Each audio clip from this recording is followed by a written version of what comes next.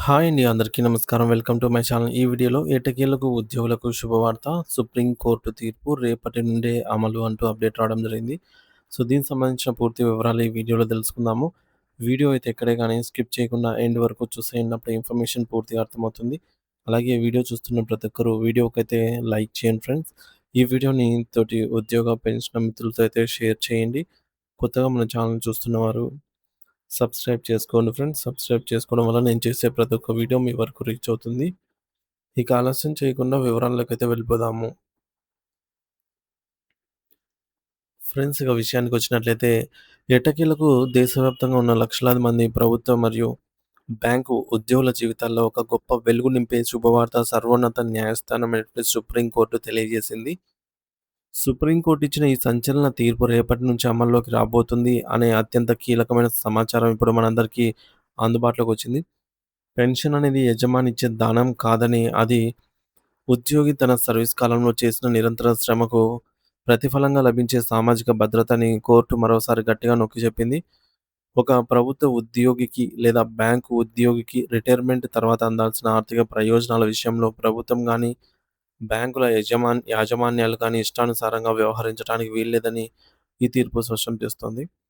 ఈ కేసు యొక్క నేపథ్యాన్ని పరిశీలిస్తే ఇది ఒక సామాన్య ఉద్యోగి తన హక్కుల కోసం చేసిన సుదీర్ఘమైన మరియు సాహసోపేతమైన పోరాటం అని అర్థమవుతోంది.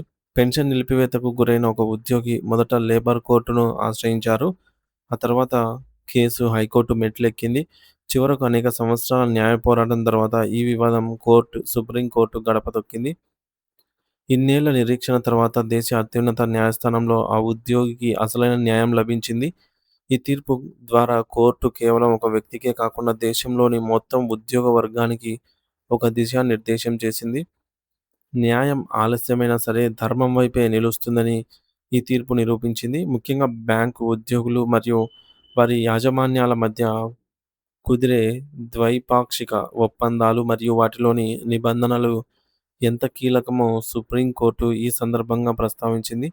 ఈ కేసులో క్లాజ్ 6(b) అనే నిబంధనపై సుదీర్ఘ చర్చ జరిగింది. ఒక ఉద్యోగి తన విధుల్లో భాగంగా నిర్దేశిత కనీస సర్వీస్ పూర్తి చేసి ఉంటే, ఆ సర్వీస్ ఆధారంగా అతనికి అందాల్సిన పెన్షన్, గ్రాట్యుటీ మరియు ప్రావిడెంట్ ఫండ్ (పీఎఫ్) వంటి ప్రయోజనాలను ఎట్టి పరిస్థితుల్లోనూ నిలిపివేయడానికి కుదరదని కోర్టు ఆదేశించింది. సో, మరి పదవి విరమణ చేసిన వ్యక్తికి ఇవి జీవనాధారమని, వీటికి ఆపే హక్కు ఏ బ్యాంకుకు లేదా ప్రభుత్వ సంస్థకు లేదని అత్యున్నత న్యాయస్థానం ఖచ్చితంగా అయితే తేల్చి చెప్పింది.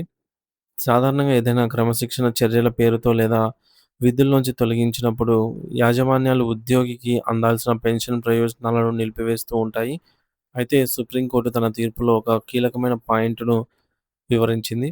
ఒక ఉద్యోగి తగినంత కాలం పాటు సంస్థకు సేవలందించి పెన్షన్ పొందే అర్హతను సంపాదించుకున్నప్పుడు, ఆ తర్వాత ఆ పెన్షన్‌ను నిలిపివేసే అధికారం ఎవరికీ ఉండదు. ఉద్యోగిపై డిస్మిస్ వంటి చర్యలు తీసుకున్నప్పటికీ, అతను చేసిన కనీస సర్వీస్ ఆధారంగా అందాల్సిన ప్రయోజనాలను మాత్రం చెల్లించి తీరాల్సిందే.